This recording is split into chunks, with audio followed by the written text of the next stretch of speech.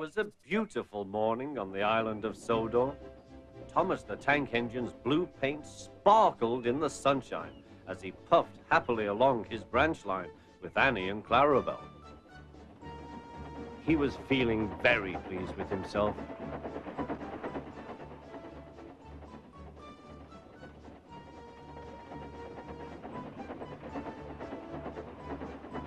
"Hello, Thomas," whistled Percy. "You look splendid." "Yes, indeed," boasted Thomas. "Blue is the only proper color for an engine." "Oh, I don't know. I like my brown paint," said Toby. "I've always been green. I wouldn't want to be any other color either," added Percy. Well, anyway, huffed Thomas, "blue is the only color for a really useful engine. Everyone knows that." Percy said no more. He just grinned at Toby. Later, Thomas was resting when Percy arrived. A large hopper was loading his freight cars full of coal. Thomas was still being cheeky. "Careful," he warned.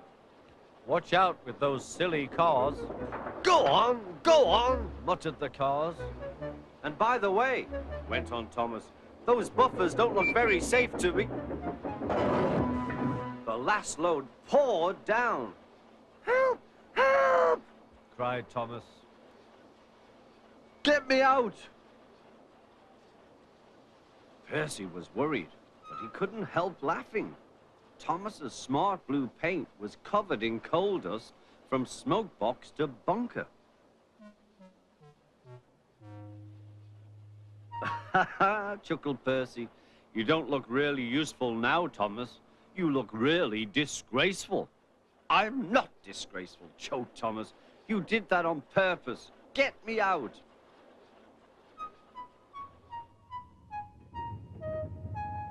It took so long to clean Thomas that he wasn't in time for his next train. Toby had to take Annie and Clarabel. "Poor Thomas," whispered Annie to Clarabel. They were most upset.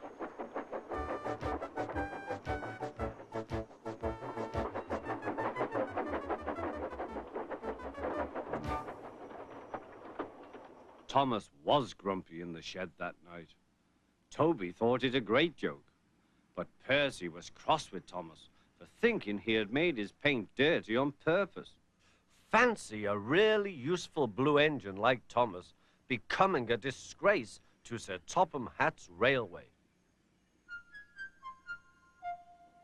Next day, Thomas was feeling more cheerful as he watched Percy bring his cars from the junction.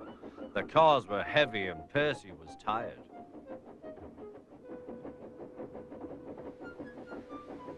"Have a drink," said his driver, "then you'll feel better." The water column stood at the end of the siding with the unsafe buffers. Suddenly, Percy found that he couldn't stop. The buffers didn't stop him either. "Oh!" wailed Percy. "Help!" The buffers were broken and Percy was wheel-deep in coal. It was time for Thomas to leave. He had seen everything. "Now Percy has learned his lesson too," he chuckled to himself.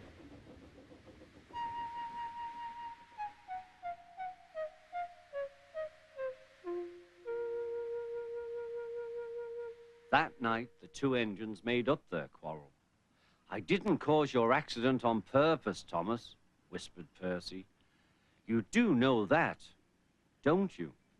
"Of course," replied Thomas, "and I'm sorry I teased you. Your green paint looks splendid again, too.